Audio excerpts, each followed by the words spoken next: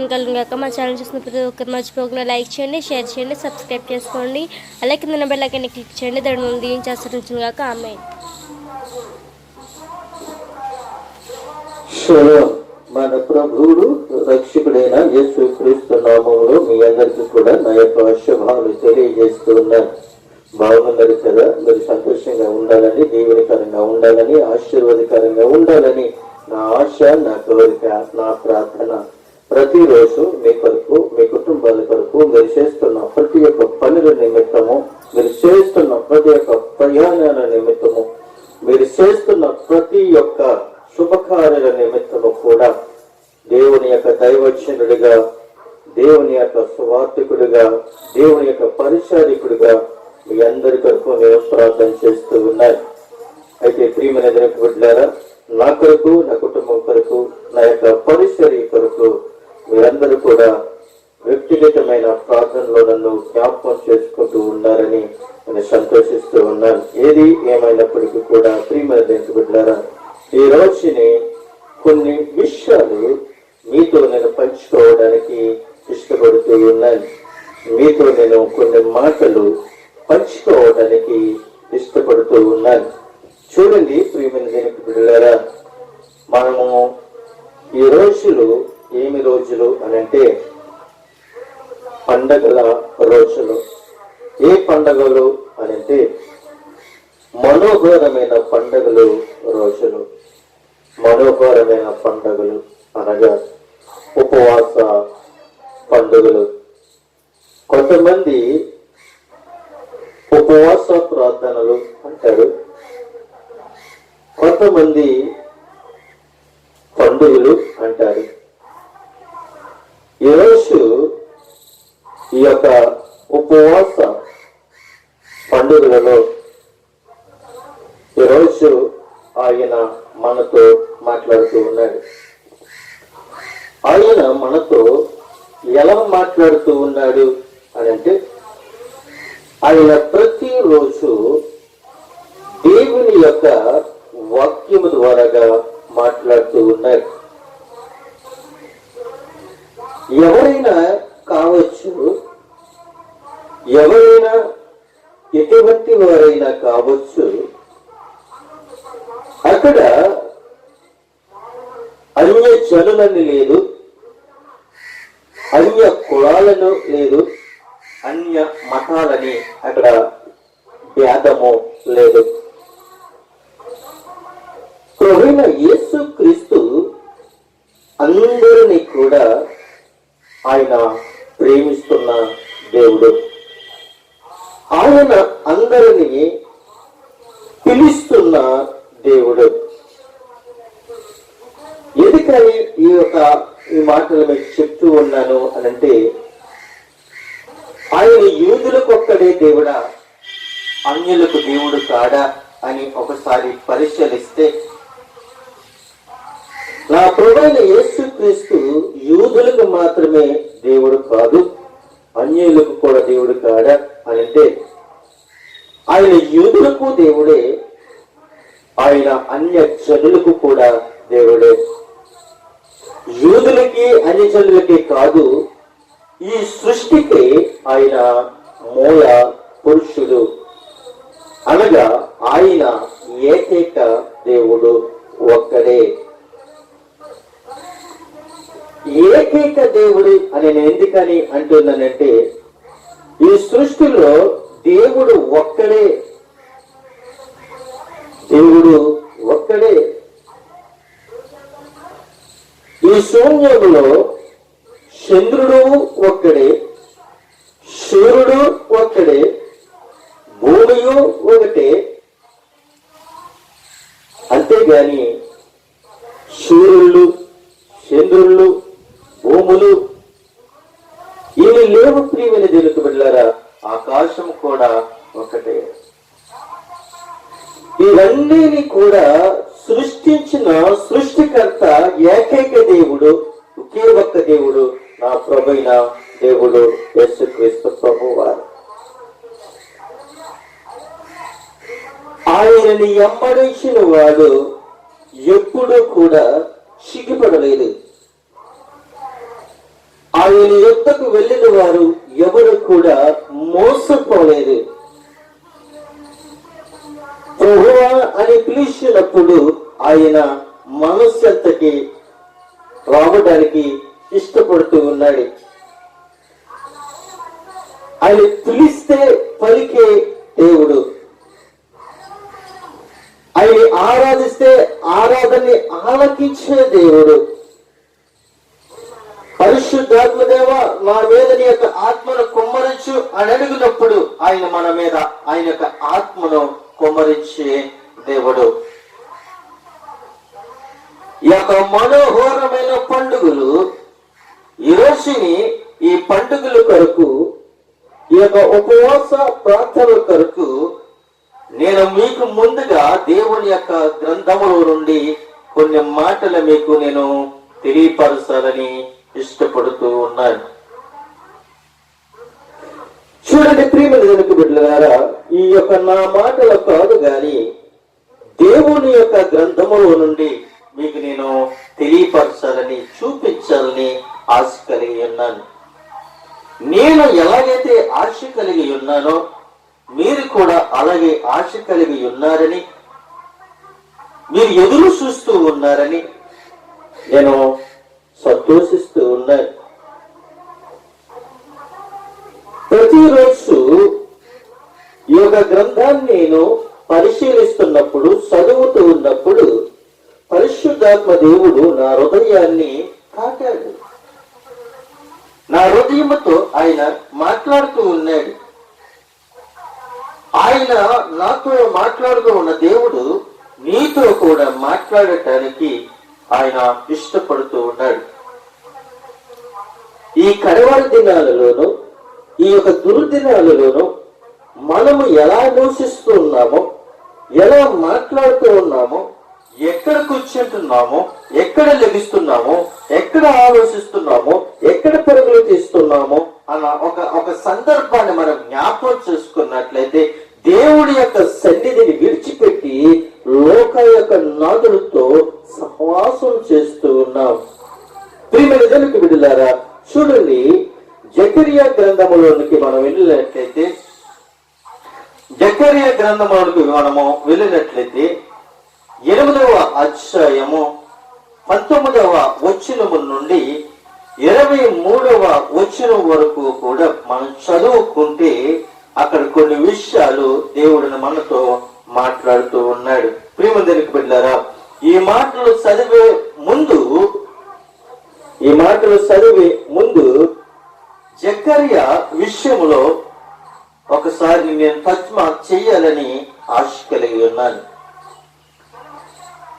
జకరియా గ్రంథము ఏ సంవత్సరములో రాయబడింది? జకరియా గ్రంథము ఏ సంవత్సరములో రాయబడింది అని అంటే, లేఖనాల ప్రకారము దైవజనుల యొక్క తర్జుమా చేస్తున్న ప్రకారము జకరియా అనే పాత నిబంధనలో ఒక ముఖ్యమైన పుస్తకము. జకరియా అనే పాత నిబంధనలో ఒక ముఖ్యమైన పుస్తకము. అయితే ప్రియమైన దేవునికి బిడ్డలారా, దీనిని ప్రవక్త జకరియా రాసినట్లు భావిస్తూ ఉన్నాం. దీనిని ప్రవక్త అయిన జకరియా రాసినట్లు మనము భావిస్తూ ఉన్నాం. అయితే ప్రియమైన దేవుని యొక్క బిడ్డలారా, ఆయన దీనిని ఎప్పుడు అనంటే క్రీస్తు పూర్వము 6వ శతాబ్దములో చివరిలో రాశారని నేను భావిస్తున్నాను. క్రీస్తు పూర్వము 6వ శతాబ్దంలో రాసినట్లుగా ఇక్కడ మనకి తెలియపరుస్తూ ఉన్నాడు. అయితే ప్రియమైన దేవుని యొక్క బిడ్డలారా, ఈ గ్రంథము 2 ప్రధాన విభాగాలను కలిగి ఉంది. ఈ గ్రంథము 2 ప్రధాన విభాగములను కలిగి ఉంది. ఏం కలిగి ఉంది అనంటే, ఇది స్వరము మరియు శైలులతో మార్పును ప్రతార్జిస్తూ ఉంది. ఒకటి స్వరము, రెండోది మార్పు. అయితే ప్రియమైన దేవుని యొక్క బిడ్డలారా, ఇవిన్ని రచయితల్లోని ప్రజ్ఞామిస్తూ ఉన్నట్లుగా ఇక్కడ దైవజనుల యొక్క తత్మలో ఇక్కడ మనకి తేట తెల్లగా తెలియపరుస్తూ ఉన్నాడు. జకర్యా అనే నామమునకు యెహోవా జ్ఞాపకము చేసుకొనుము అని అర్థము ఇక్కడ తెలియపరుస్తూ ఉన్నాడు. జకర్యా అనే నామము యెహోవా జ్ఞాపకము చేసుకొనుము అని ఇక్కడ అర్థముగా తెలియపరుస్తూ ఉన్నాడు. జకర్యా అనే పదానికి భిన్నమైన అర్థము ఏమిటి అంటే దేవుడు గుర్తించుకుంటాడు. దేవుడు గుర్తుంచుకుంటాడు.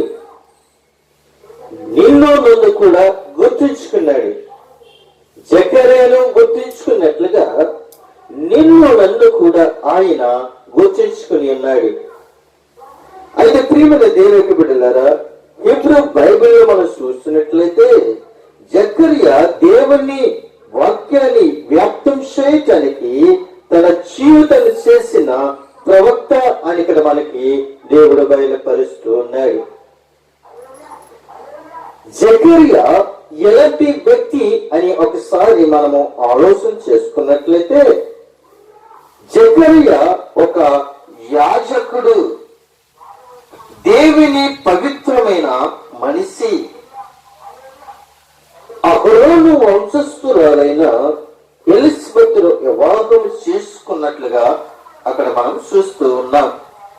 అయితే వారు ఎటువంటి వారు అనంటే పవిత్రులు మరియు నీతిమంతులు, ప్రభు యొక్క అన్ని ఆజ్ఞలను నిబంధనల ప్రకారంగా జీవిస్తూ ఉన్న వ్యక్తులుగా మనకి ఇక్కడ కనబడుతూ ఉన్నారు. అయితే ప్రియమైన దేవుని బిడ్డలారా, ఇక్కడ మనం చూస్తున్నట్లయితే పరిశుద్ధాత్మ దేవుడు మనతో ఆయన ఈ రోజుని ఒక సందర్భాన్ని మనకి తెలియపరుస్తూ ఉన్నాడు. అయితే ప్రియమైన దేవుని యొక్క బిడ్డలారా, ఈ యొక్క జకర్యా గ్రంథంలో మనం చూసినట్లయితే ఆయన మనతో ముఖాముఖిగా ఆయన మాట్లాడుతూ ఉన్న దేవుడని ఎంత ఆలోచిస్తూ ఉన్నాను. ఈ ఏ పండుగలు అనంటే మనోహరమైన పండుగలు. ఈ మనోహరమైన పండుగలు ఎలాగా మనకి కనబడుతున్నాయి, ఎక్కడ కనబడుతున్నాయి అని ఆలోచన చేస్తున్నట్లయితే జకర్యా గ్రంథము 8వ అధ్యాయము 19వ వచనము నుండి 23వ వచనం వరకు మనం చదువుకొని మనము ధ్యానించుకోబోతూ ఉన్నాం. మీరు కూడా మీ గ్రంథాలని తెరవండి, చదవండి, పరిశీలించండి, పరిశోధించండి, ప్రభుని స్తుతించండి. నేను చదువుతున్నాను, మీరు కూడా చదవండి.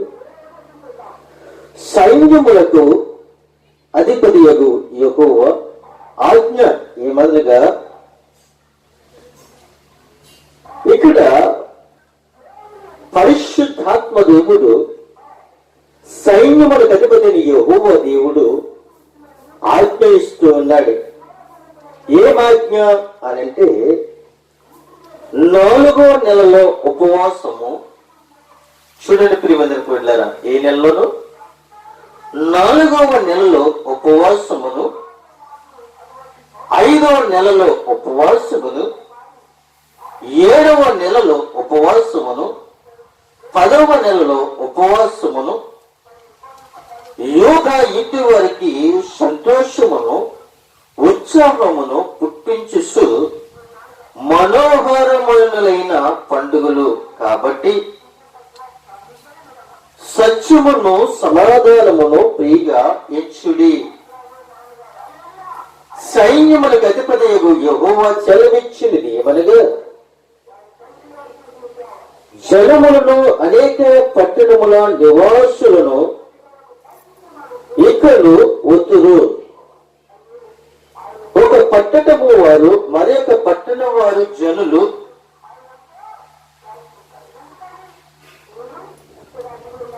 ఏం చేస్తూ ఉన్నారు అంటే ఆయన ఎద్దకు వచ్చిరి అని చెప్తూ ఆలస్యము చేయక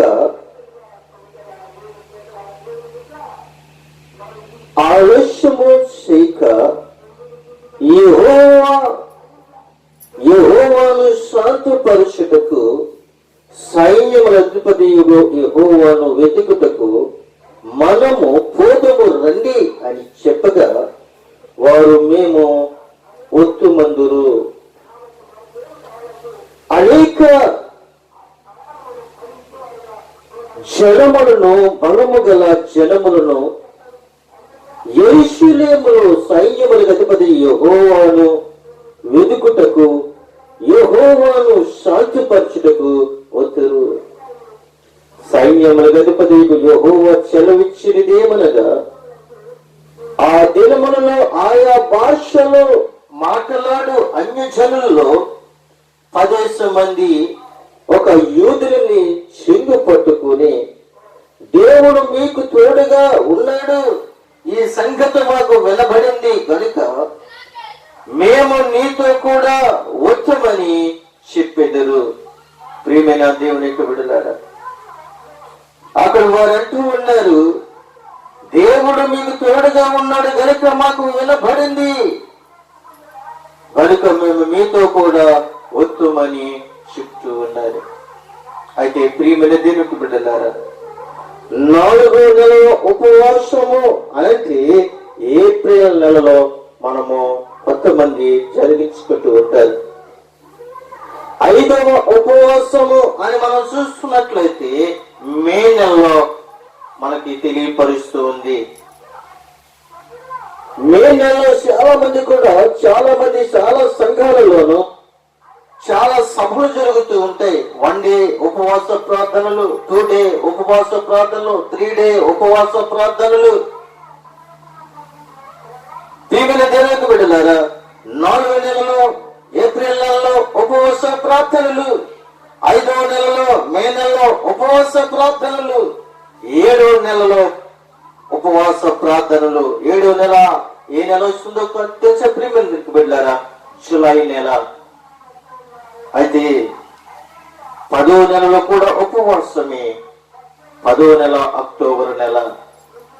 ప్రియమైన దేవునికి బిడ్డలారా, ఏప్రిల్ 1వ తారీఖు నుండి లాస్ట్ డేట్ వరకు కూడా అనేకమైన దైవశనులు ఉపవాస ప్రార్థనలు, మనోహరమైన పండుగలు జరిగించుకుంటూ ఉంటారు.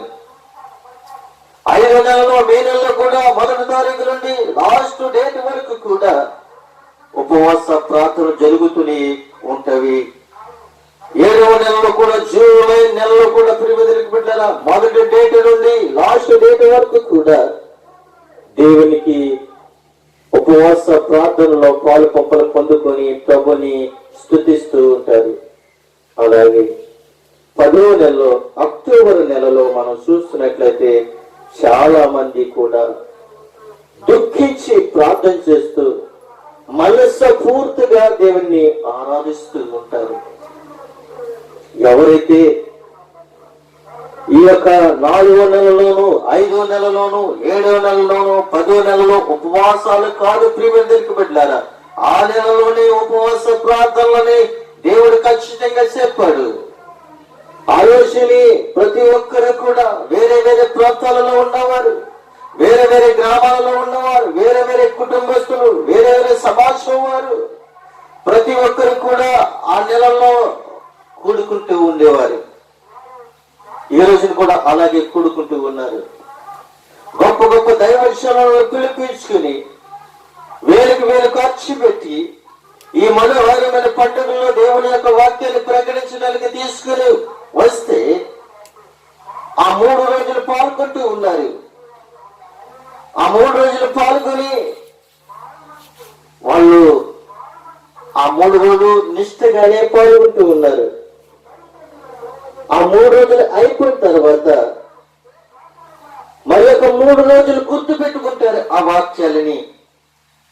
ఆ 3 రోజులు అయిపోయిన తర్వాత మరి ఒక 3 రోజులు అయిపోయిన తర్వాత వాళ్ళ జీవితంలో మళ్ళీ ప్రార్థన అనేది, ఉపవాసం అనేది ఉండదు ప్రియమైన దేవునికి బిడ్డలారా. ఆ 4వ నెలలోనే ఉపవాసం చేయటం కాదు, ఆ 5వ నెలలోనే ఉపవాసంగా ఉండటం కాదు, ఆ 7వ నెలలోనే ఉపవాసం ఉండటం కాదు, ఆ 10వ నెలలోనే ఉపవాసం ఉండటం కాదు. కానీ ప్రభు అంటున్నాడు, జీవితాంతము ప్రతి ఒక్క విశ్రాంతి దినాన్ని నువ్వు పాటించాలి. ప్రతి వారము కూడా నా సన్నిధిలో నీవు ఉపవాసం ఉండి నిందారహితుడుగా నిన్ను ఆరాధించండి అని ప్రభు మాట్లాడుతూ ఉన్నాడు. ఎప్పుడు సంవత్సరాలకు ఒక్కసారి వచ్చిన ఉపవాసాల ప్రార్థనలు వినేసి తప్పుకోవటం కాదు ప్రియమైన దేవుని బిడ్డలారా. ప్రతి వారము కూడా మనోహరమైన పండుగలని మన హృదయంలో జ్ఞాపకం చేసుకుంటూ ఉండాలి. మన హృదయంలో భద్రపరుచుకుంటూ ఉండాలి. మన తలంపుల్లో ఉపవాస పండుగలు ఉండాలి, ఉపవాస ప్రార్థనలు ఉండాలి. ప్రియమైన బిడ్డలారా, మన అడుకోల నుంచి నడినెత్తి వరకు కూడా ఏమి నింపబడి ఉండాలి అంటే ఉపవాసం ద్వారాగానే మనం శక్తి పొందుకుంటాం.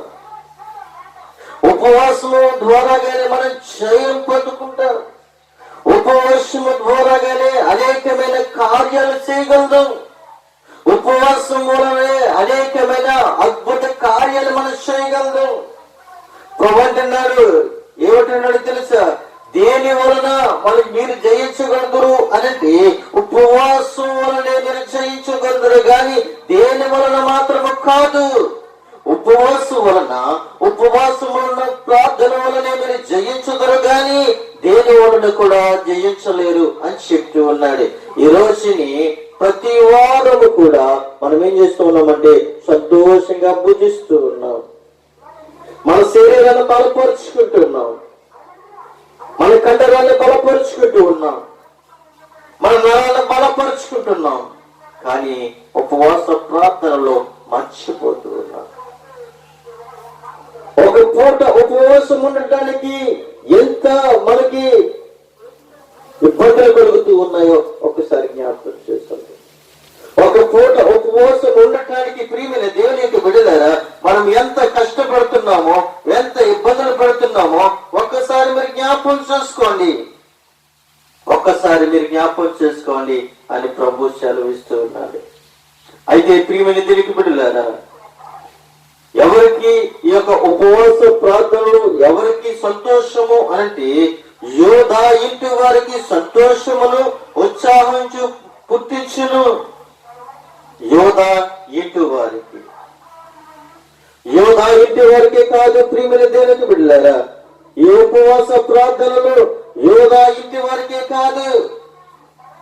ఈ రోజుల్లో క్రీస్తు నందు క్రీస్తు రక్తములో కడగబడిన ప్రతి ఒక్కరికి కూడా ఆయన మనోహరమైన పండుగలు జరిపించుకోవాలని ప్రభు సెలవిస్తూ ఉన్నాడు.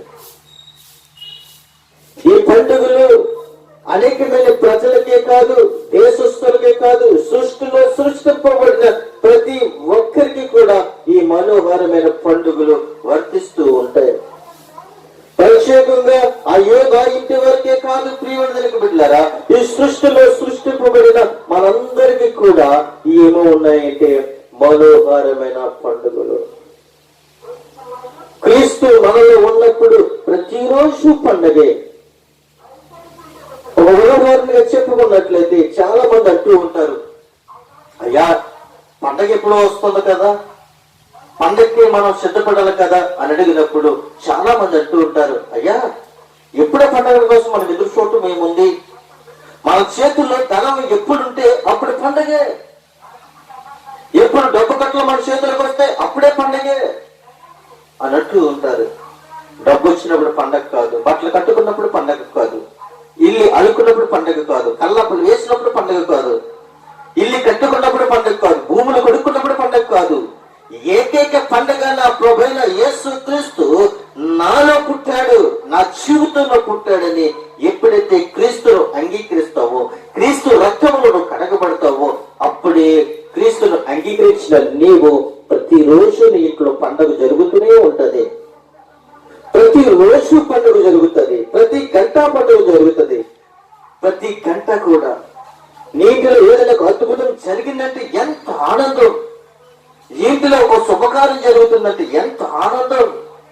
ఎప్పుడో జరిగే పండగల కోసం మనం ఎదురు చూసేవారం కాదు, కానీ ప్రతిరోజు క్రీస్తు నాలో పుట్టాలి అని, క్రీస్తు పండుగలు ప్రతిరోజు నేను ధ్యానిస్తానని, క్రీస్తు ఉపవాస ప్రార్థనలో నేను పాలు పంపులు పొందుకోవాలి అని కలిగి ఎవరైతే ఆశ కలిగి ఉంటారో వారు దీవెనికరంగా ఆశీర్వాదకరంగా ఉంటారు అని ప్రభు సెలవిస్తూ ఉన్నారు. అయితే ప్రియమైన దగ్గరికి పెట్టారా, మరి ఒక మనము విషయంగా మనం చూస్తున్నట్లయితే మనము ఎందుకు ఉపవాసము చేయాలి, ఎందుకు మనము ఉపవాసం ఉండాలి అని ఒకసారి మనం జ్ఞాపకం చేసుకున్నట్లయితే, మొదటిగా యెహోవాను శాంతపరచుటకు మనం ఉపవాసం ఎందుకు ఉండాలి అని ఒకసారి నిబంధన తీసుకుంటే, ఒకసారి మనం ప్రశ్నించుకుంటే, ఇక్కడ అంటూ ఉన్నాడు యెహోవాను శాంతపరచుటకు. నీవున్న ఉపవాసము నీ ఆకలి తీర్చుకోవడానికి కాదు, నీ శరీరాన్ని బలపరుచుకోవటానికి కాదు, నిన్ను బలపరుచుకోవటానికి కాదు. ప్రియమైన దేనికి బిడ్డలారా, ఉపవాసం ఉండమనేది ఎందుకు అని అంటే యెహోవాను శాంతిపరచుటకు. తల్లిదండ్రుల్ని శాంతపరచొచ్చేమో గాని, కుటుంబాలని శాంతపరచొచ్చేమో గాని, బంధుమిత్రులను శాంతపరచొచ్చేమో గాని, ఎలా శాంతపరుస్తావు? తల్లిదండ్రులను ఎలా శాంతపరుస్తావు? కుటుంబాన్ని ఎలా శాంతపరుస్తావు? సమాజాన్ని ఎలా శాంతపరుస్తావు? సమాజంలో ఉన్న ప్రజల్ని ఎలా శాంతపరుస్తావు? పెద్దలని ఎలా శాంతపరుస్తావు? అధికారుల్ని ఎలా శాంతపరుస్తావు అంటే వాళ్ళని పొగిడి మనం శాంతపరుస్తాం. నువ్వు గొప్పవాడివి, నువ్వు ధనవంతుడివి, నువ్వు అధికారం కలిగిన వాడి, నువ్వు హోదాలు ఉన్నవాడివి, నువ్వు జాబులు చేస్తున్నవాడి అని ఇలాగ వాళ్ళని హెచ్చింపుగా మాట్లాడుతున్నప్పుడు వాళ్ళు శాంతి పడతారు, వాళ్ళు ఆనందం పడుతూ ఉంటది. ఈ హెచ్చింపు కాదు, ఈ శాంతి పరుషణము కాదు గాని నిన్ను నన్ను సృష్టించిన సృష్టికర్తైన దేవుడిని శాంతిపరచాలి. నిన్ను నన్ను కూడా రక్షించిన దేవునికి మనమేమివ్వాలి అంటే ఆయనను శాంతిపరచాలి. నిన్ను నన్ను కూడా ఆయన సాతాను యొక్క క్రియల నుండి రక్షించాడు కాబట్టి ఆయనను మనము శాంతిపరచాలి. క్రీస్తు నీ కొరకు నా కొరకు తన యొక్క కలవరిగిరిలో ప్రాణం పెట్టాడు కాబట్టి ఆ ప్రాణం విలువను తెలుసుకుని ఆయనను శాంతిపరుస్తాడు. ఆయన నీ కొరకు ముళ్ళు తిరగడం పెట్టుకున్నాడు. ఆయన నీ కొరకు చేతుల్లో మేకలు నాటించుకున్నాడు. ఆయన నీ కొరకు కాళ్ళల్లో మేకలు కొట్టించుకున్నాడు. నీ కొరకు ఆయన తన యొక్క గర్భంలో బల్లిం పొడిపించుకున్నాడు. ఆయన నీ కొరకు అరికాల నుంచి నడినెత్తి వరకు కూడా నాగలు దున్నబడినట్లుగా దున్నబడి ఉన్నది. ఈ మాటలు ప్రభువా, నిజమే ప్రభువా, నా చెడు తలంపులతో నీకు ముళ్ళు కిరటం పెట్టారు. నేను పరిగెడుతున్న పరుగులలో, పనికిరాని పరుగులలో నీ కాలుకి మేకలు కొట్టించాడు ప్రభువా. నేను చెయ్యరాని నేను చేతులతో చేశాను, అందుకే నీ యొక్క చేతుల్లో మేకలు కొట్టించుకున్నాను. నేను అనేకమైన పరుగులను పాడు చేస్తాను, అనేకమైన వ్యక్తులను పాడు చేస్తాను, నా గర్భంతో అనేకమైన పాపములు చేస్తాను కాబట్టి నీ యొక్క గర్భంలో బల్లిమ పోటు పొడిపించుకున్నావు ప్రభువా. నా అడుగుల నుండి నడినెత్తి వరకు కూడా అనేకమైన పాపములు చేస్తాను కాబట్టి నా పాపములు కలుగు, నా దోషములు కలుగు, కలవరిలో ప్రాణం పెట్టావు ప్రభు అని నువ్వు ఎప్పుడైతే ప్రభుని శాంతిపరుస్తావో, ఎప్పుడైతే ఈ మాటలు నువ్వు ఈ హృదయంలోంచి హృదయపూర్వకంగా వస్తుందో అప్పుడు నీవు దేవుణ్ణి శాంతిపరిచినట్లు. తల్లి గర్భంలో బిడ్డముగా రూపముగా ముడిపి ఆయన నిన్ను ఎరిగి ఉన్నాడు, ఈ లోకానికి పంపిస్తున్నాడు. ఈ లోక యాత్ర ముగించేటప్పటికి దేవుని యొద్దకు నువ్వు వచ్చి దేవునితో సహవాసం తీసి దేవుని యొక్క సన్నిధిలో దేవుని యొక్క సువార్తను ప్రకటించే వ్యక్తిగా నువ్వు కనపడాలని ప్రభు అడుగుతూ ఉన్నాడు. దేవుని ప్రకటించాలి గాని మనుషులను కాదు, దేవుణ్ణి పొగడాలి గాని మనుషులను కాదు, సమాజాన్ని పొగడము కాదు. క్రీస్తును పొగిడితే, క్రీస్తుని హెచ్చింపు చేస్తే, క్రీస్తుల సొంత రక్షకుడని నువ్వు చెప్పుకుంటే, క్రీస్తు కొరకు నేను సువార్తను ప్రకటిస్తాను, నా జీవితాన్ని త్యాగం చేస్తాను అని నువ్వు ఏం చేస్తావంటే ప్రకటిస్తే, యేసు క్రీస్తును నువ్వు సాధ్యపరిచినట్లయితే, యెహోవా దేవుడిని నువ్వు శాంతిపరిచినట్లయితే ఆయన ఎంత ఆనందిస్తాడో. ఆయన ఎంత ఆనందిస్తాడో ప్రియమైన దేవునికి బిడ్డలారా. రెండుగా మనం చూసినట్లయితే ఈ యెహోవాను వెతుకుటకు మనం ఎందుకు ఉపవాసం ఉండాలి అంటే ఆయనను శాంతిపరచుటకు, రెండోది ఆయనను వెతుకుటకు. ఆయన వెతకాలి. ఆయన కింద వాడు కాదు ప్రియమైన దేవుని బిడ్డలారా, ఆయన పైన ఉన్నవాడు. కింద వెతకటము కాదు, ఆయన పైన వెతకాలి. ఒక పేద ఎదవరాలు తన కాసులను పడేసుకుంది, రాత్రమాను కూడా వెతుక్కుంది. తప్పిపోయిన గొర్రె పిల్ల తన 99 గొర్రె పిల్లలను విడిచిపెట్టి ఆ ఒక గొర్రె పిల్లని వెతికాడు. దొరికినప్పుడు సంతోషించాడు. తండ్రి మీద కోపగించుకుని, కుటుంబం మీద కోపగించుకుని, నా ఆస్తులు నాకు ఇచ్చే అని చెప్పుకొని తండ్రి నుంచి తన ఆస్తులు పెంచుకొని దూరంగా వెళ్ళిపోయి దుర్వ్యాపారాలు చేసిన తర్వాత అనేకమైన పాపములు చేసి తన జీవితాన్ని పాడు చేసుకున్నాడు. తన డబ్బంతా ఖర్చు పెట్టుకున్నాడు. పందులు పొట్టు తినడానికి కూడా అతని వెనుకాడలేదు. తెలుసుకున్నాడు, అయ్యో నా యొక్క తండ్రి యొక్క అనేకమైన పనివారు ఉన్నారు, ఆ పనివాడులో ఒక్కడిగా ఉంటే చాలు అని అనుకుని తన తప్పు తెలుసుకుని తన తండ్రి యొద్దకు వచ్చినప్పుడు తండ్రి తన కుమారుడు చూసి సంతోషించి ఆనందించి ఏం చేస్తాడు తెలుసా? హత్తుకున్నాడు. ప్రియమందరికి బిడ్డలారా, తన కుమారుడిని హత్తుకున్నాడు. పడిపోయిన నాణ్యం దొరికినప్పుడు ఎంత ఆనందమో, తప్పిపోయిన కుమారుడు దొరికినప్పుడు ఎంత సంతోషమో. ప్రియమైన దేవునికి బిడ్డ, తప్పిపోయిన గొర్రెలు దొరికినప్పుడు ఎంత సంతోషమో, అలాగే క్రీస్తు నీలో పుట్టినప్పుడు, క్రీస్తును వెతికినప్పుడు, క్రీస్తును శాంతిపరిచినప్పుడు నీ హృదయంలో పట్టరాని సంతోషము ఉంటుందని ప్రభు సెలవిస్తూ ఉన్నాడు. అయితే ప్రియమైన దేవునికి బిడ్డలారా, నా యందు భక్తి కలిగియే ఉపవాసం ఉంటురా అని అడుగుతూ ఉన్నాడు. నా యందు మీరు భక్తి కలిగి ఉపవాసం ఉంటురా అని అడుగుతూ ఉన్నారు. చూడండి ప్రియమైన దేవునికి బిడ్డలారా, యెషయా గ్రంథము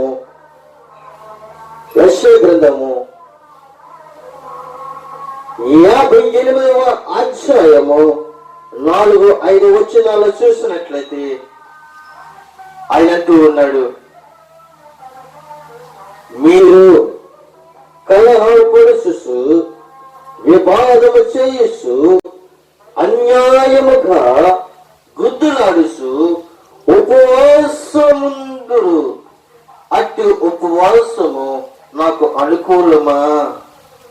చూడండి ప్రియమైన దేవునికి బిడ్డలారా, నా యందు భక్తి కలిగే మీరు ఉపవాసం ఉంటున్నారా అంటే భక్తి కలిగి ఉపవాసం లేరు. ప్రియమైన దేవునికి బిడ్డలారా, భక్తి కలిగి ఉపవాసం లేరు. ఏదో ఉపవాసం ఉన్నాములే, ఏదో మనుషులు మెప్పించడానికి ఉపవాసం ఉన్నాములే, ఏదో భర్తను మెప్పించడానికి ఉపవాసం ఉన్నాములే, ఏదో భార్యను మెప్పించడానికి ఉపవాసం ఉన్నాములే, ఏదో సంఘాన్ని మెప్పించడానికి ఉపవాసం ఉన్నానులే, దైవజనాన్ని మెప్పించడానికి ఉపవాసం ఉన్నానులే. ఎక్కడెక్కడి నుంచో దైవజనాలు తీసుకొచ్చి ఉపవాస ప్రాంతాల్లో వాక్యం అందించడానికి వచ్చినప్పుడు ఎంతో కన్నీరు కార్చేస్తుంది, గుండెలు బాధేసుకుంటది ప్రియమైన దేవునికి బిడ్డలారా, గుండెలు చీల్చేసుకుంటది. ఎప్పుడు ఏడలేని ఏడుపు ఆ రోజే ఏడుస్తుంది. ఒక ఉదాహరణ చెప్తున్నాను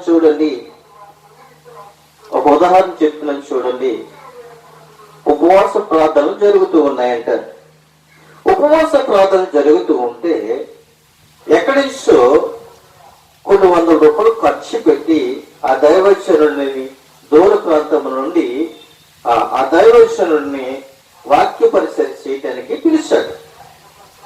పిలిచిన తర్వాత ఆ యొక్క ఆరాధన చేస్తూ ఉన్న సమయంలో ఒక స్త్రీ ఎక్కుపడి ఏడుస్తూ ఉందంట. ఆరాధన చేస్తున్న సమయంలో ఎక్కుపడి ఏడుస్తూ ఉంది. ఎక్కుపడి అంటే ఎప్పుడు మాట్లాడలేదంట, అంత ఏడుపు. తన జీవితంలో ఎప్పుడు కూడా ఏడవలేని ఏడుపు ఆ యొక్క ఆరాధనలో ఏడుస్తూ ఉంది.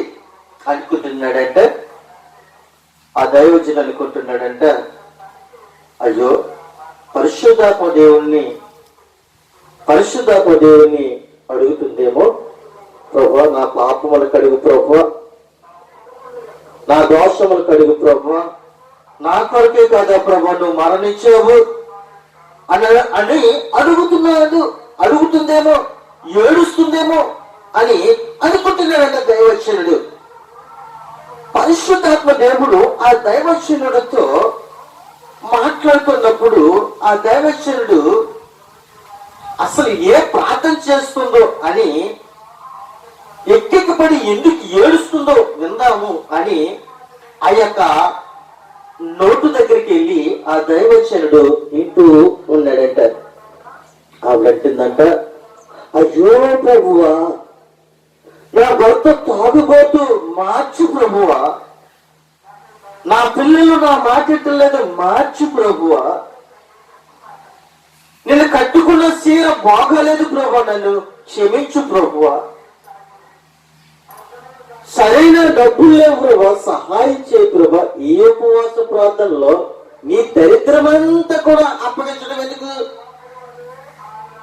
ఈ ప్రార్థన ఇంటిలో చెయ్యాలి. నీ భర్త మారాలన్నా, నీ పిల్లలు మారాలన్నా, నీ కుటుంబం మారాలన్నా, నువ్వు సమాజం మారాలన్నా, రహస్యమన్న తండ్రికి నీ గదిలోనికి వెళ్ళి తలుపులు వేసుకుని ప్రార్థన చేయాలి. ఇది రహస్యమైన ప్రార్థన. ఏ ప్రార్థన చేయమంటున్నాడు అనంటే వ్యక్తిగతమైన ప్రార్థన చేయాలి. ఏ వ్యక్తిగతమైన ప్రార్థన అనంటే, ప్రభువా నా కొరకే నువ్వు ప్రాణం పెట్టావు, అందుకు నన్ను క్షమించు ప్రభువా. ఈ రోజుని నేను ఎంత సంతోషంగాను ఆనందముగాను జీవిస్తూ ఉన్నాను అనంటే ఇది నువ్వు ఇచ్చిన కృప. అందుకే ప్రభా నీకు కృతజ్ఞతాస్తుతులు చెల్లిస్తూ ఉన్నాను. నేను బ్రతికినంత కాలము కూడా నీ సేవ చేయాలి, నీ సువార్తను ప్రకటించాలి, ఉట్టి చేతులతో కూడా కాదు ప్రభా, అనేక మందికి నేను సహకారిగా ఉండాలి అని నీవు దేవుని యొక్క మందిరములో ఎలుగెత్తి ప్రార్థన చేస్తే అది ప్రార్థన. నువ్వు చేసిన ప్రార్థన దేవుడు ఆలకిస్తాడు, అంతే తప్ప గాని నువ్వు దిక్కుమాల ప్రార్థన చేస్తే దేవుడు ఆలకించాడు. ప్రేమందరికి బిడ్డలారా, నీ ప్రార్థన సెపరేట్ అవ్వాలి. ఏ సమయంలో చేసిన ప్రార్థన ఆ సమయంలోనే చెయ్యాలి. ప్రయాణం చేసిన ప్రార్థన ప్రయాణానికే చెయ్యాలి. పురుడికి చేసిన ప్రార్థన పురుడికే చెయ్యాలి. ప్రధానానికి చేసిన ప్రార్థన ప్రధానానికే చెయ్యాలి. అప్పగించడానికి ఇచ్చిన ప్రార్థన అప్పగించడానికే చెయ్యాలి. వివాహానికి చేసిన ప్రార్థన వివాహానికే చెయ్యాలి తప్ప గాని వివాహాన్ని తీసుకుని వచ్చి దినంలో పెట్టకూడదు, దినాలను తీసుకుని వెళ్ళి వివాహంలో పెట్టకూడదు, శుభకార్యాన్ని తీసుకొచ్చి దినాలలో పెట్టకూడదు. ప్రియమైన ఒక్కొక్క దైవశ్వరుడు పనికిరాని ప్రార్థన చేస్తూ ఉంటాడు.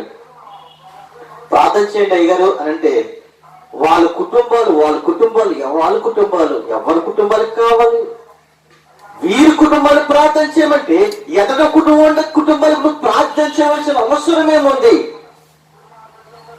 వెదట వాళ్ళకి చెయ్యాలి అని అనుకుంటే నువ్వు వ్యక్తిగతమైన ప్రార్థన ఇంటికి వెళ్ళిన తర్వాత వారి కొరకు నువ్వు ప్రార్థన చేయాలి. వీరి కొరకు ప్రార్థన చేయమన్నప్పుడు వీరి కొరకే ప్రార్థన చేయాలి కానీ వెదటి వాళ్ళ కొరకు కాదు. ప్రేమలకు బిడ్డలారా, ఏ సమయంలో జరగవలసిన ప్రార్థన ఆ సమయంలోనే కలగాలి. అయితే ప్రేమలకు బిడ్డలారా, నా యందు భక్తి కలిగి ఉపవాసం ఉంటారా అంటే నా యందు భక్తి కలిగి ఉపవాసమే లేరు. నా యందు భక్తి కలిగి ఉపవాసము లేరు. ఉపవాసము లేకపోవడానికి కారణం ఏంటో తెలుసా? భయం. ఎందుకు వచ్చారు? ప్రతి రోజు కూడా లెగిసిన కారణం నుంచి సాయంకాల సమయం వరకు కూడా ఏదో ఒక కలహాలు ఆడుతూనే ఉంటారు, కలహాలు పెట్టుకుంటూనే ఉంటారు, వివాదాలు చేస్తూనే ఉంటారు, అన్యాయంగా మాట్లాడుతూనే ఉంటారు, అన్యాయంగా గుర్తులాడుతూనే ఉంటారు. ఇటువంటి ఉపవాసము నాకు అనుకూలమా? కాదు. కొట్టుకోవటం ఏంటి, తిట్టుకోవటం ఏంటి, బూతులు మాట్లాడుకోవటం ఏంటి, చెయ్యని పనులు చేయటం ఏంటి, ఇటువంటి ఉపవాసం నాకు మురవద్దు ఆయన అంటూ ఉన్నాడు. నువ్వంటావు ప్రభువా నీ కోసం ఉపవాసం అంటాను, ప్రభు నా ప్రార్థన ఆలకిస్తావా? ఏ ఉపవాసం అంటావు? బూతులు తిరగటం ఉపవాసమా? అసహాయించుకోవటం ఉపవాసమా? కక్షలు కట్టుకోవటం ఉపవాసమా? దేవుడు ఏమన్నాడు? అందరినీ సమానంగా ప్రేమించమన్నాడు, అందరినీ సమానంగా గౌరవించమన్నాడు, అందరినీ గౌరవంగా నిన్ను గౌరవమైన ప్రథమతో ఆయన పిలవమన్నాడు. పిలిస్తే ముఖము గోడ తట్టుకు తిప్పుకొని అయ్యా ఎలాగున్నావు, అమ్మా ఎలాగున్నావు, అయ్యా ఎలాగున్నావు, ఆశదారమైన మాటలు మాట్లాడకండి, మనుషులు మెప్పించే మాటలు మాట్లాడకండి. క్రైస్తవులు మనం చెప్పుకుంటున్నామే గాని నామకార్థంగా జీవించొద్దు అని ప్రభు సెలవిస్తూ ఉన్నాడు. అయితే ఆయన అంటూ ఉన్నాడు, నాకు ఇష్టమైన ఉపవాసము ఇదే. ఆయన అంటూ ఉన్నాడు, ప్రభు అయిన దేవుడు అంటూ ఉన్నాడు, నాకు ఇష్టమైన ఉపవాసము ఇది. యెషయా గ్రంథము 58వ అధ్యాయం 7-8 వచనాలు చూసినట్లయితే ఆకలిగొన్న వారికి ఆహారం పెట్టడమే నాకు ఇష్టమైన ఉపవాసము. నీ ఇంటికి ఎవరైనా వచ్చి అమ్మా నాకు ఆకలేస్తుంది, అయ్యా నాకు ఆకలేస్తుంది, నాకు అన్నం పెట్టండి. నీ ఇంటికి ఎవరైతే వచ్చి నీ గుమ్మాలకు వచ్చి కూర్చుని నాకు ఆకలేస్తుందయ్యా నాకు అన్నం పెట్టండి అని అడుగుతున్నప్పుడు నువ్వు భోజనం పెట్టు అంతే తప్ప గాని నువ్వు నాకు ఎందుకని భోజనం పెట్టవు, నువ్వు వెట్టకపోవడానికి కారణం ఏంటి, నువ్వు వెళితే ఏంటి, వెట్టకపోతే ఏంటి? ఈ దొంగ సాక్షులు మనకి చెప్పకండి. నీకు ఆకలిస్తే ప్రేమగా పెట్టి వారికి వెళ్ళి అయ్యా నాకు ఆకలేస్తుంది, ఉదయం నుంచి నేను భోజనం చేయలేదు, ఉదయం నుంచి నేను టిఫిన్ చేయలేదు, నా యొక్క శరీరం సహకరించలేకపోతుంది, నా బాడీ సహకరించలేకపోతుంది, అయ్యా ఆవేశం వస్తుంది, నడవలేని పరిస్థితి, కూర్చోలేని పరిస్థితి, మాట్లాడలేని పరిస్థితి, అయ్యా కాంత భోజనం నాకు పెడతావా అని ఎదుగుతున్నప్పుడు ఆ హృదయం కరిగిపోద్ద. ప్రేమ పెట్టారా? ఎంత కఠినమైన హృదయమైనప్పటికీ కూడా తన హృదయం ఏమైపోతుందో తెలుసా? ఇంటిలోనికి తీసుకుని వెళ్ళి పేటేసి భోజనం పెడతాడు. ఎంత పగోడైనా సరే ప్రేమ దగ్గర పెట్టారు, ఇంట్లోనికి తీసుకుని వెళ్ళి భోజనం పెడతాడు. మరి ఒక ఉపవాసం ఏంటో తెలిసే ప్రేమ దగ్గర పెట్టారా? దిక్కుమాలి పేదలని ఎంట చేర్చుకున్నట, దిక్కుమాలి పేదలను నీ ఎంట చేర్చుకోవాలి. చాలా మంది ప్రేమ దగ్గర పెట్టారా పిల్లలని కనేసి తల్లిదండ్రులు సమాజంలో విడిచిపెట్టి పారిపోతూ ఉంటారు. రెండోదిగా పిల్లలని కని తల్లిదండ్రులు చనిపోతూ ఉన్నారు. వీటిని బట్టి పిల్లలని నువ్వు ఆదుకోమంటున్నాడు. దిక్కుమాలి పేదలను, దిక్కుమాలి పిల్లలను, తల్లిదండ్రులు లేని పిల్లలను, సమాజం చేర్చుకోలేని పిల్లలను నువ్వేం చేయాలో తెలుసా? నీ ఎంటనే చేర్చుకోవాలి. ఆ తల్లిదండ్రులు ఉంటే ఎంత ప్రేమగా చూసుకుంటారు, ఆ తల్లిదండ్రులు ఉంటే ఎంత ఆనందంగా చూసుకుంటారు.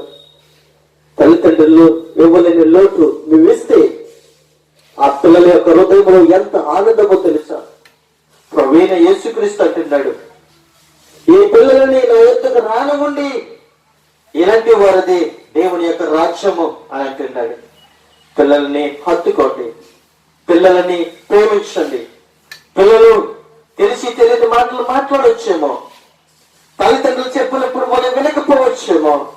నువ్వు హత్తుకు చేర్చుకుని అయ్యా బాబు అమ్మా ఇటువంటి మాటలు నువ్వు మాట్లాడకూడదు, నువ్వు చిన్న పిల్లవాడివి, నీకు తెలియదు, నేను చెప్తాను నువ్వు నేర్చుకో అని పిల్లలకి నువ్వు నేర్పినట్లయితే పిల్లలు నువ్వు చెప్పిన బోధ విని వాళ్ళు త్రోవ తప్పికపోకుండా ఉంటారు.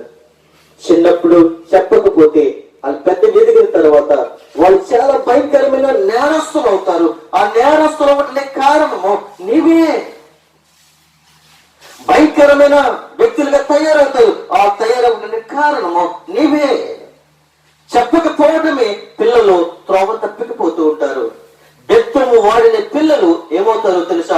త్రోవ తప్పికపోతారు. అందుకే ప్రభు అంటున్నారు, బెత్తం వాడాలి, బెత్తం వాడమంటున్నాడు. అంతే తప్ప తప్పగాని బెత్తం వాడినప్పుడు వాళ్ళని శిక్షించమని దేవుడు కోరుకోవట్లేదు. ప్రియమైన దేవునికి బిడ్డలారా, మూడవదిగా మనం చూసినట్లయితే వస్త్రము లేని వారికి వస్త్రాలు ఇచ్చే వ్యక్తిగా మనం ఉండాలి. ప్రతి దినము కూడా నువ్వెవరైనా నీ ఇంటికి వచ్చి, అయ్యా నేను కట్టుకోవడానికి సరైన వస్త్రం లేవు, నా బట్టలు చిరిగిపోయి అయ్యా, నా బట్టలు చిరిగిపోయి అమ్మా, కట్టుకోవడానికి సరైన నాకు బట్టలు లేవు, కనీసం నాకు కాస్త వస్త్రాలు ఇస్తావా అని అడిగినప్పుడు ఆయన తీసుకుని వెళ్ళి ఈ రోజుల్లో చాలా మంది కూడా వస్త్రాల దానాలు చేస్తూ ఉన్నారు. నాలుగు మనం చూస్తున్నట్లయితే నీ రక్త సంబంధికి నీ మృగము తెప్పుకోకు. నీ కుటుంబస్తుడికైనా కావచ్చు, నీ అన్నదమ్ములకైనా కావచ్చు, నీ సమాజం వారికైనా కావచ్చు, ఎవరికైనా కావచ్చు, ప్రేమ నిలుపు బిడ్డగా నీ ముఖాన్ని తెప్పుకోవద్దు. ఈ రోజుల్లో చాలా మంది కూడా అలాగే ఉన్నారు. ఒకప్పుడు నాకు ఏమీ లేదు, నన్ను ఆదరించు అని అడిగినప్పుడు ఆదరించిన తరువాత ఆ తల్లిదండ్రులను మర్చిపోతున్నారు పిల్లలు, ఆ అన్నదమ్ములను మర్చిపోతున్నారు అన్నదమ్ములు, అక్కజీలను మర్చిపోతూ ఉన్నారు అక్కజీలు. కొంత ధనము సంపాదించుకున్నప్పటికీ అక్కలని, చెల్లెలని, అన్నలను, కుటుంబాన్ని దూరం చేసుకుంటున్నారు. ఇది శాశ్వతమైన ధనము కాదు. ఈ ధనము శాశ్వతమైన కాదు. ప్రేమ బిడ్డలారా, శాశ్వతమైన ఏంటో తెలుసా? నువ్వు చేసిన ప్రార్థనే నీ వెనకాల వస్తుంది, నువ్వు చేసిన క్రియలే నీ వెనకాల వస్తుంది, నువ్వు చేసిన ఉపకారమే నీ వెనకాల వస్తుంది, నువ్వు చేసిన దానమే నీ ఉపకారములే దేవుని నీ యొక్క వెంట వస్తాయి. నువ్వు చేసిన క్రియలే నీ వెనకాల వస్తాయి, గాని పనికిరానివి రావు అని ప్రభు సెలవిస్తూ ఉన్నాడు. అయితే మరి ఒక విషయం మనం చూసినట్లయితే, మనము తినేది ప్రభు కోసమే తినుస్తున్నాము, తిననిది ప్రభు కోసమే మానేస్తున్నామని రోమపత్రిక 14వ అధ్యాయము 6, 7, 8 వచనంలో చూసినట్లయితే, మనము బ్రతికిలను ప్రభు కోసమే బ్రతుకుతున్నాము, మనము చనిపోయినను ప్రభు కోసమే చనిపోతూ ఉన్నాం. ప్రియమైన దేవుని బిడ్డలారా, ఒక విషయాన్ని మనం జ్ఞాపకం చేసుకున్నట్లయితే, ఈ రోజుల్లో చాలా మంది కూడా ఏమైపోతూ ఉన్నారు తెలుసా? చనిపోతూ ఉన్నారు. వాళ్ళ జీవితాన్ని పాడు చేసుకుంటూ ఉన్నారు. ఎందుకని పాడు చేసుకుంటున్నారు అని ఒకసారి మనం జ్ఞాపకం చేసుకున్నట్లయితే, వాళ్ళ జీవితాల్లో వాళ్ళు అక్కర తీర్చుకుంటూ ఉన్నారు. ఎందుకు ప్రేమ దేవుని బిడ్డలారా? ఎవరినో ప్రేమించారని చెప్పడం, వాడు కాదనటం, ఆ జీవితాల్ని అక్కడితోటి కడముట్టించుకోవటం ఎందుకు వచ్చింది? తల్లిదండ్రులను పెంచి పెరగదీసి, నేను సంరక్షించి, నేను చదివించి, నేను ఒక ఇంటిదాన్ని చెయ్యాలి అని ఒక ఆలోచన కలిగి ఎంతో నీ మీద నమ్మకం పెట్టుకుంటే నీ జీవితాన్ని పాడు చేసుకుంటున్నావు ఈ రోజుల్లో. అటువంటి జీవితం దేవుడికి ఇష్టము కాదు. బలవంతంగా నీ ప్రాణాలను తీసుకుంటే దేవుడి యొక్క రాజ్యంలో నీకు చోటు లేదని ప్రభు సెలవిస్తూ ఉన్నాడు. మనోపరమైన పండుగలలో మనం ఎలా ఉండాలంటే, దేవుని ఎంతో భయభక్తులు కలిగి, విశ్వాసము కలిగి మనము ఆయన నమ్మకస్తులుగా ఉండాలి అని ప్రభు సెలవిస్తూ ఉన్నాడు.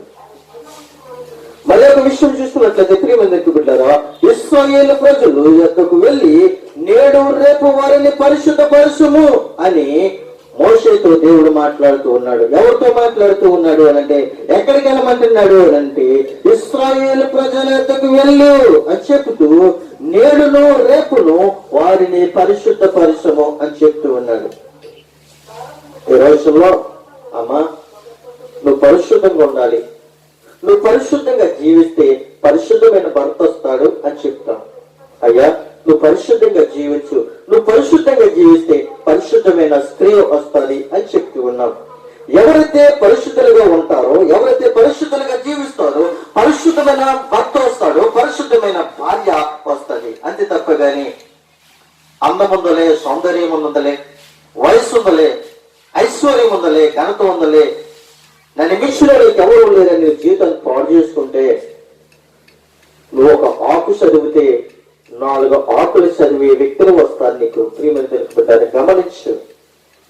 ఇక్కడ పరిశుద్ధాత్మ దేవుడు మోషేతో మాట్లాడుతున్నాడు. యెహోవా దేవుడు ఇశ్రాయేలుకు వెళ్ళి నేడును రేపును వారిని పరిశుద్ధపరచుము అని చెబుతూ ఆయన అంటున్నాడు. మరి ఒక మాట ఏమంటున్నాడు కదా, బట్టలు ఉతుకుకోవాలి అని చెప్తూ ఉన్నాడు. ఈ మాటలు ఎక్కడ కనబడుతూ ఉన్నాయి అంటే నిర్గమకాండము 19వ అధ్యాయము 10వ వచనము నుండి 11వ వచనము వరకు, అలాగే 16వ వచనం వరకు, 18వ వచనం వరకు మనము ఈ మాటలు మనము ధ్యానించుకోబోతూ ఉన్నాము. ప్రేమ దగ్గర ఉంటారా ఏమంటున్నాడు తెలుసా? ప్రేమ దగ్గర బిడ్డలారా, బట్టలు ఉతుకుకోవాలి, బట్టలు ఉతుకుకోవాలి అని చెప్తున్నాడు. ఒకటి పరిశుద్ధపరుచుకోవాలి, రెండోది బట్టలు ఉతుకుకోవాలి. మనం పరిశుద్ధంగా ఉండాలి అంటే, మన శరీరాలు పరిశుద్ధంగా ఉండాలంటే సబ్బులు రాసుకోవటం కాదు, క్రీస్తు రక్తంలో మనం కడగబడాలి. బట్టలు ఉతుకోవటము ప్రాముఖ్యం కాదు, కానీ నీ శరీరాన్ని ఉతక స్నానము చేయబడాలి. అప్పుడే పరిశుద్ధాత్మ దేవుడు మాట్లాడుతూ ఉన్నాడు. బట్టలు ఉతుకుకోవాలి. ఎవరు ఉతుక్కోవాలి? ఇశ్రాయేలు ప్రజలు. ఇశ్రాయేలు ప్రజలే కాదు ప్రేమ బిడ్డలుగా, ఈ రోజు మనందరితో ఆయన మాట్లాడుతున్నాడు. బట్టలు ఉతుక్కున్నావా? బట్టలు ఉతుక్కున్నావా? మిషన్లు వేస్తే మిషనే ఉతికేస్తూ ఉంది, మిషన్లు వేస్తే మిషనే ఉతికేస్తుంది, మిషన్ అయితే మిషనే కడిగేస్తుంది. కానీ ఇలా కాదు, మిషన్లు వేసే బట్టలు కాదు, నీ శరీరం అనే బట్టని ఉతకమంటున్నాడు. ఎలా ఉతకాలి అని అంటే, సబ్బులతో ఉతికి పోయే మురుకు కాదు ప్రేమ బిడ్డారా, క్రీస్తు రక్తముతో ఉతకాలి. క్రీస్తు రక్తములో స్నానం చేసినప్పుడే నువ్వు పవిత్రుడిగా ఉంటావు. మూడవది రోజున సిద్ధముగా ఉండాలి అని చెప్తున్నాడు. మూడవ రోజున సిద్ధపడి ఉండాలి. ఒకటి బట్టలు ఉతుక్కోమంటున్నాడు, రెండోది పరిశుద్ధంగా ఉండమంటున్నాడు, మూడవదిగా ఏమంటున్నాడు? మూడవ రోజున సిద్ధముగా ఉండాలి అని చెప్పి ఉన్నాడు. ఇశ్రాయేలే కాదు ప్రియమైన బిడ్డలారా, మూడవ రోజు యెహోవా ప్రజలందరూ కన్నులు ఎదుట సీనాయి పర్వతం మీదకి ఆయన దిగి వస్తాను అని చెప్తూ ఉన్నాడు. నువ్వు పరిశుద్ధంగా ఉన్నప్పుడు, నువ్వు బట్టలు కట్టుకున్నప్పుడు, మూడవ రోజు నువ్వు సిద్ధంగా ఉన్నప్పుడు ఆయన ఏం చేస్తాడో తెలుసా? మూడవ రోజున ప్రజలందరూ యొక్క కన్నులు ఎదుర్కొండగా ఆయన ఎక్కడికి వస్తాడు అనంటే సీనాయి పర్వతం మీదకి ఆయన దిగి వస్తాడు. సీనాయి పర్వతం దిగి వచ్చిన తర్వాత మూడవ నాడు ఉదయం అయినప్పుడు ఏం జరిగింది అనంటే, పర్వతం మీద ఉరుములు మెరుపులు సాంద్ర మేఘములు ఘోర యొక్క మహాధ్వని పుట్టిందంట. ఎప్పుడైతే మూడవ రోజుని యెహోవా దేవుడు సైన్యములకు అధిపతి యెహోవా దేవుడు ఆ యొక్క సీనాయి పర్వతం మీద దిగి వచ్చినప్పుడు ఏం జరిగింది అనంటే, పర్వతం మీద ఉరుములు, అది దిగి వచ్చినప్పుడు ఉరుముని అంట. ఆయన దిగి వచ్చినప్పుడు మెరుపులు మెరిసిని అంట. ఆయన దిగి వచ్చినప్పుడు సాయంత్రం మేఘము కమ్మినట్లుగా కనబడుతూ ఉన్నదంట. తరువాత బోర యొక్క ధ్వని వినబడినట్లుగా అక్కడ వినబడుతూ ఉందంట. ప్రియమందరికి బిడ్డలారా, అదే కాదు 18వ వచనంలో చూసినట్లయితే యెహోవా అగ్నితో సీనాయి పర్వతం మీదకి దిగి వచ్చినట్లుగా చూస్తూ ఉన్నాం. సీనాయి పర్వతం ఏమైందంటే కప్పించిపోయింది.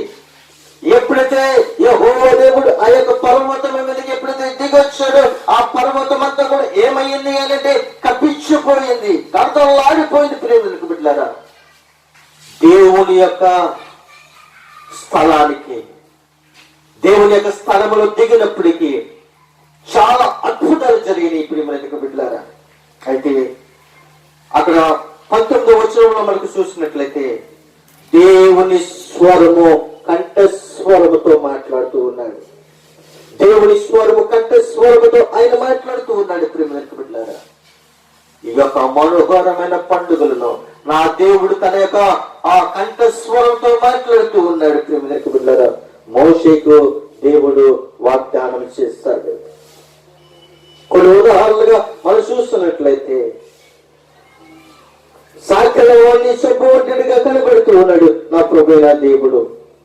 నా ప్రభువైన యేసుక్రీస్తు ఆయన ఏమై ఉన్నాడు అంటే అగ్ని అయి ఉన్నాడు. యేసుక్రీస్తు ఏమై ఉన్నాడు అంటే ఆయన శుద్ధి అయి ఉన్నాడు. ప్రేమకు బిడ్డారా, యేసుక్రీస్తు ఏమై ఉన్నాడు అంటే ఆయన రక్షకుడై ఉన్నాడు. యేసుక్రీస్తు ఏమై ఉన్నాడు అంటే ఆయన మార్గమై ఉన్నాడు. యేసుక్రీస్తు ఏమై ఉన్నాడంటే ఆయన పరిశుద్ధుడై ఉన్నాడు. యేసుక్రీస్తు ఏమై ఉన్నాడంటే మనలను క్షమించేవాడు. యేసుక్రీస్తు ఏమై ఉన్నాడంటే మన హృదయాలను మార్చే దేవుడు. ప్రియమైన దేవునికి బిడ్డలారా, మన హృదయాలని మార్చే దేవుడు. ఆయన మహిమ గల దేవుడు, ఆయన శక్తి గల దేవుడు, ఆయన సర్వాధికారి, ఆయన సర్వ సృష్టికర్త, ఆయన ఆది సంభూతుడు, ఆయనకి నిన్న నేడు ఏకరీతిగున్న దేవుడు. ఈ మనోహరమైన పండుగలు నీ ఇంటికే కాదు, యోధావుడికే కాదు, సృష్టిలో సృష్టింపబడిన ప్రతి ఒక్కరికి కూడా ఆయన దేవుడై ఉన్నాడు, ఆయన రక్షకుడై ఉన్నాడు, ఆయన తండ్రి అయి ఉన్నాడు, ఆయన మార్గమై ఉన్నాడు. మనల్ని ప్రేమించే దేవుడు, మన హృదయాలను పరిశోధనించే దేవుడు. ప్రేమ దగ్గర బిడ్డారా, మరి యొక్క విషయాలను చూపించి 3 విషయాలు నన్ను చూపించి నేను ముగించాలని ఇష్టపడుతూ ఉన్నాను. దేవుడు వెళ్ళమని చెప్తూ ఉన్నాడు. ఈ మనోహరమైన పండుగలలో ఆయన ఏమంటున్నాడు తెలుసా? వెళ్ళమని చెప్తూ ఉన్నాడు, వెళ్ళమని చెప్తూ ఉన్నాడు. మొదటిగా ఎవరితో వెళ్ళమని చెప్తూ ఉన్నాడు అంటే దేవుడు అబ్రహామును వెళ్ళమన్నట్లుగా మనం చూస్తూ ఉన్నాం. ఆదికాండ గ్రంథము 12వ అధ్యాయము 1వ వచనంలో చూసినట్లయితే ఆయన అంటూ ఉన్నాడు, నేను చూపించిన దేశమునకు వెళ్ళము అబ్రహామా అని పిలుస్తూ ఉన్నాడు. నేను చూపించిన దేశమునకు వెళ్ళము. వెళితే నువ్వేమవుతావు తెలుసా? నిన్ను గొప్ప జనముగా చేసి నేను ఆశీర్వదించి నీ నామమును గొప్ప చేయుదును, నీవు ఆశీర్వాదముకరంగా ఉందువు. నువ్వు నా మాట వింటే, నా మాట విని వెళితే నువ్వేమవుతావో తెలుసా? నిన్ను గొప్ప జనముగా చేస్తాను, నిన్ను గొప్ప జనముగా చేస్తాను. గొప్ప జనముగా చేసి నేనేం చేస్తాను తెలుసా? ఆశీర్వదిస్తాను. ఆశీర్వదించడమే కాదు, నీ నామమును గొప్ప చేస్తాను. నామమును గొప్ప చేయటమే కాదు, నిన్ను ఆశీర్వదకరంగా నుంచును అని అంటూ ఉన్నాడు. రెండవగా మనం చూసినట్లయితే దేవుడు యోనాతో వెళ్ళమని చెప్తూ ఉన్నాడు. దేవుడు యోనాతో వెళ్ళమని చెప్తూ ఉన్నాడు. నీవు లేచి నీవేమైనా పట్టణమునకు, మహాపట్టణమునకు వెళ్ళము అని చెప్తూ ఉన్నాడు. నీవే పట్టణమునకు వెళ్ళమంటూ ఉన్నాడు. మహాపట్టణం అది, నీవే పట్టణము, మహాపట్టణము, ఆ పట్టణమునకు వెళ్ళమని చెప్తూ ఉన్నాడు. ఎందుకు వెళ్ళాలి అని అంటే నీవే పట్టణము దోషము నా దృష్టికి ఏమైనదంటే ఘోరంగా కనబడుతూ ఉంది. నీవే పట్టణము ఎలాగుందంటే ఘోరంగా కనబడుతుంది, పాపముతో పడిపోతుంది ఆ దేశమంతా కూడా. ఆ పట్టణానికి వెళ్ళు యోనా అని చెప్తూ ఉన్నాడు. యోనా ఏమైపోతున్నాడు తెలుసా? వెళ్ళటానికి సిద్ధపడ్డాడు, కానీ అతను వెళ్ళాలన్న ఆలోచన వచ్చినప్పుడు ఏమవుతున్నాడు తెలుసా? ప్రేమ దేనికి బిడ్డారా, యోనా పారిపోవాలన్న ఆలోచన వచ్చింది. ఆ పట్టణానికి కాదు నేను వెళ్ళేది, ఆ పట్టణానికి వెళ్తే నేను తిరిగి వస్తాను, రాలేను అని ఆయన అనుకుంటూ ఉన్నాడు. కానీ దేవుడు అంటున్నాడు, నువ్వు వెళ్ళాలి. ఆ పట్టణమంతా కూడా దోషముతో నా దృష్టికి ఘోరంగా కనబడుతుంది, కానీ యోనా పారిపోవాలన్న ఆలోచన రావడానికి కారణం ఏమిటో తెలుసా? భయం. దేవుని బిడ్డలారా, దేవుడిని ఎక్కడికి పంపించినప్పటికీ కూడా నువ్వు వెళ్ళి దేవుని పని చేస్తే దేవుడు నీకు తోడుగా ఉంటాడు. నువ్వు వెళ్ళమన్న చోటకు వెళితే, నువ్వు వెళ్ళమన్న చోటకు ధైర్యంగా వెళితే నిన్ను ఆదుకుంటాడు. దేవునికి బిడ్డ, ఆయన నీకు తోడై ఉన్న దేవుడు, నేను రక్షించే దేవుడు, నేను కాసి కాపాడి భద్రపరిచే దేవుడు. నువ్వు ఎక్కడున్నప్పటికీ కూడా ఆయన నీకు తోడై ఉన్న దేవుడు. పాతాళంలో దిగిపోయినా కూడా అక్కడ ఉన్నాడు, ఆకాశంలోకి ఎక్కిపోయినా ఆయన ఎక్కడ ఉన్నాడు. నువ్వు ఎక్కడికి వచ్చినావో ఆయనకి తెలుసు, ఎక్కడ లెగుస్తున్నావో ఆయనకు తెలుసు, ఎక్కడ మాట్లాడుతున్నావో ఆయనకు తెలుసు. ఆయన సమస్తం ఎరిగి ఉన్న దేవుడు, నిన్ను కూడా ఎరిగి ఉన్న దేవుడు. అందుకే నేను వెళ్ళమన్నప్పుడు వెళ్ళాలి. అయితే ప్రియమిత్రులకు బిడ్డలారా, యేసుక్రీస్తు తన 11 మంది శిష్యులను వెళ్ళమన్నాడు. మత్తయి సువార్త 28వ అధ్యాయము 18 నుండి 20 వచనాల వరకు మనం చూసినట్లయితే అక్కడ మనకు కనబడుతుంది. ప్రియమిత్రులకు బిడ్డలారా, వెళ్ళమన్నాడు ఆయన. యేసుక్రీస్తు ముందుగా ఆయన వెళ్ళమన్నాడు. ఆయన వెళ్ళమనడమే కాదు ప్రియమిత్రులకు బిడ్డలారా, మీరు వెళ్ళండి, మీరు వెళ్ళి శిష్యులుగా చెయ్యండి అని చెప్తూ ఉన్నాడు. శిష్యులుగా చెయ్యండి, మీరు వెళ్ళి మీరు వారికి బాప్తిస్మం ఇవ్వండి, ఇచ్చి వారికి బోధించండి. మీకు ఏ సంగతులైతే మీకు ఆజ్ఞాపించను ఆ సంగతులన్నీ వారికి బోధించండి అని చెప్తూ ఉన్నాడు. యుగ సమాప్తి వరకు మీతో నేను కూడా సదాకాలం ఉంటాను అని చెప్తూ ఉన్నాడు. లాస్ట్ మాటగానే చూసినట్లయితే, దేవుడు యూదులకు మాత్రమే దేవుడా, అన్యులకు దేవుడు కాడా? రోమపత్రిక 3:29 మనం చూస్తున్నట్లయితే, దేవుడు యూదులకు మాత్రమే దేవుడా, అన్యులకు దేవుడు కాదా అంటే అవును అని అంటున్నాడు. అవును, అన్యులకు కూడా నేను దేవుడనే. ఈ సృష్టిలో సృష్టింపబడిన నా కొడుకున నా స్వరూపము కలిగి ఉన్న ప్రతి ఒక్క మానవులకి నేను ఏకైక దేవుడిని, నేనొక్కడనే దేవుడిని. నా ఎందుకు వచ్చిన వారును ఎంత మాత్రమునో త్రోసివేయను అని చెప్తూ ఉన్నాడు. అవును ప్రియమైన దేవునికి పిల్లారా, ఇక్కడ యూదులకే కాదు, ఇక్కడ మనకే కాదు, క్రైస్తవులకే కాదు, ప్రతి ఒక్క అన్యజనులకు అనగా దేవుని ఎరగిన ప్రతి ఒక్క ప్రజలకు కూడా ఆయన దేవుడై ఉన్నాడు.